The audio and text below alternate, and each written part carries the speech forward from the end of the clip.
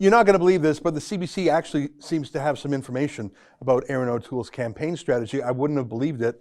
I didn't believe it at first, but now I think I do.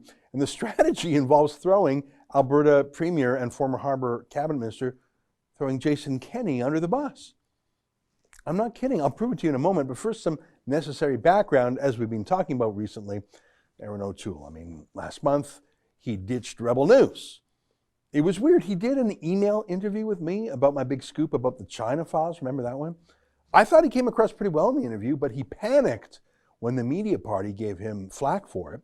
And he just literally hours after we published that interview, he distanced himself from us. Okay, whatever. And then there was the fake scandal about Derek Sloan. You remember that one. Someone calling himself Frederick P. Fromm donated about $100 to Sloan's leadership campaign, which had raised more than $1 million. So it was a small donation by an unknown person, but it turned out that Frederick P. Fromm was actually Paul Fromm, a racist who had some notoriety in the 1990s. No one detected that, not Sloan's campaign volunteers, and not the Conservative Party headquarters, who issued Fromm a membership and took their cut of the donation. As soon as Sloan found out about Fromm, he sent the donation back, which as far as I know, O'Toole hasn't done with his portion yet. But O'Toole denounced Sloan for this fake scandal, denounced him as a racist with poor judgment, which was absurd, which isn't true, which is extra absurd and untrue when you remember that Derek Sloan's wife and kids are visible minorities. Everyone knew this was a false accusation, bearing false witness, as some would say. So two weirdnesses in a row. And then the big one, throwing Pierre Poilievre overboard. The main Conservative MP, the only Conservative MP of note, I hate to say. The only one you can name who's actually done any real political damage to the Liberals in the past year. Ask Bill Morneau if you disagree. That's right, you can't. Bill Morneau resigned in a cloud of corruption, in part due to Pierre Poilievre's excellent work. So yeah, he's a good guy.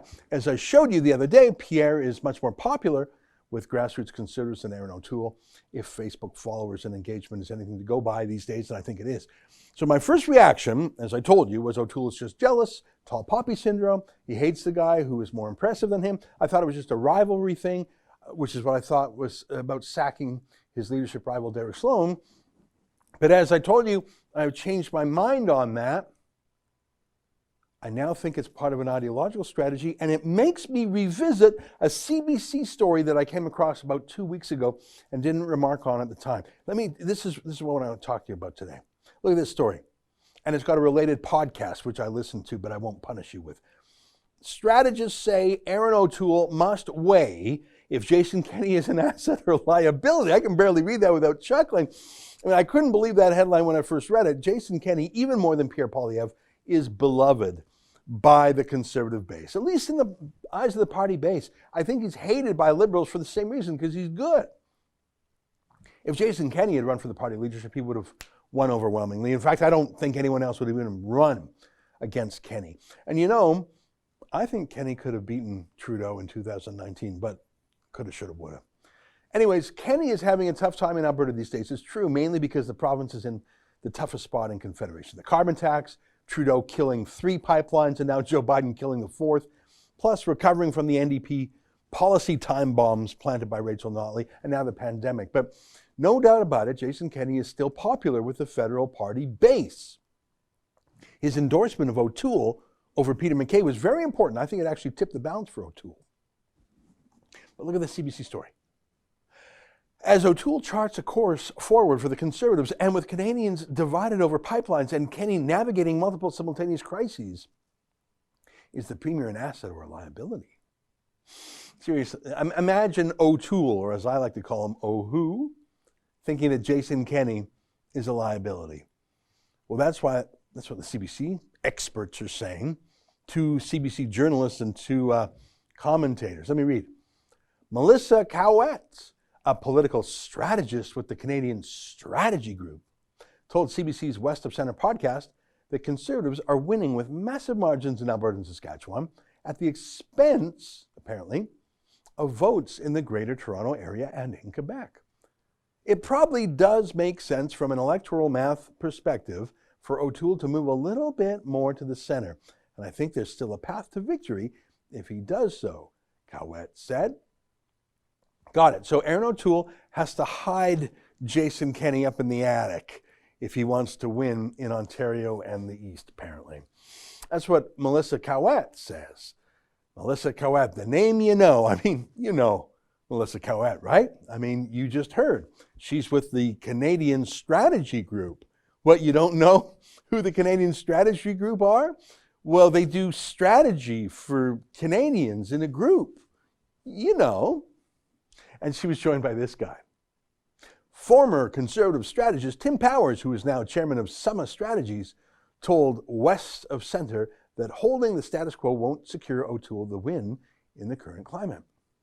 O'Toole wants to win, so he's got to take what some traditionalists describe as risks, Powers said. I know this is one that causes tension, not just in Alberta and Saskatchewan, but also out east, is climate policy. Powers said O'Toole would need to find common ground among younger millennial voters and urban voters in Ontario for whom carbon pricing is a fact of life, unquote. So you've got a strategist, Melissa Cowett, and a former strategist. That's how they introduced Tim Powers. What does it mean to be a former strategist? And they both are in furious agreement. They love the global warming stuff. They love the carbon tax stuff. The United Nations plan to shut down the oil sands. They completely agree. And you know, according to both Cowett and Powers, the kids these days do too. The former strategist, he knows kids, and he says that the kids love the carbon taxes. And you know it's true because he's a former strategist. So what do we make of this story? The first thing I want to mention is how deceptive, unethical, and dishonest this CBC report is. Melissa Cowett is not a strategist. She is a registered lobbyist. It's different. A strategist is whatever you want. I don't know, someone who works for a political party and helps plan their campaign strategy, helps decide what the party should say to win, to campaign, what candidates to choose, what ads to run. I think that's a strategist for a political party. Melissa Cowett does not have that position in the Conservative Party. I don't think she's a strategist. She is a lobbyist. Do you know what a lobbyist is? A bought and paid for lobbyist hired by the hour to do whatever a corporate client tells her to do. Don't take my word for it. Here is her website. It is a lobbying firm. She's the vice president of a group of lobbyists.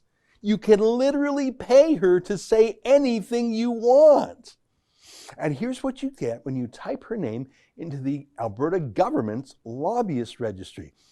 She is paid by so many people for or against this oil project or that oil project. Incredibly, it looks like she's paid for by the people who own the Keystone XL project, but she seems to be arguing against that project. I'm so confused.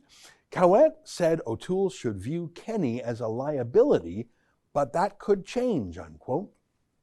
That's really, really weird. And Tim Powers, the other former strategist, what about him? Well, same exact thing.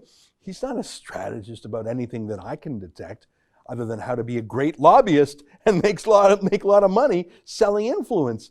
He's an influence peddler. He helps run a lobbying firm called Summa Strategies. And again, not so much strategies as, lobbying for hire. Here's Powers' own lobbyist registration from Ottawa. He works for a hydrocarbon recycling company called Origin International. Here's their website. So if he's doing any strategy for a living, I think it's to get Origin International, their goals achieved with the federal government. That's who he's lobbying. He's lobbying the Trudeau government for companies like that. And Cowett is trying to get her various clients' goals achieved with government. So why is it that they are being asked for their opinion about oil pipelines and political campaigns when in fact they have personal interests, hidden interests in those exact same subjects? They are literally being paid by people to take positions on these issues. That's an excerpt from my daily show, the Ezra Levant Show. Every day I do a monologue on the news of the day, then I interview an interesting guest, and then I read my hate mail. You gotta subscribe. Go to rebelnews.com.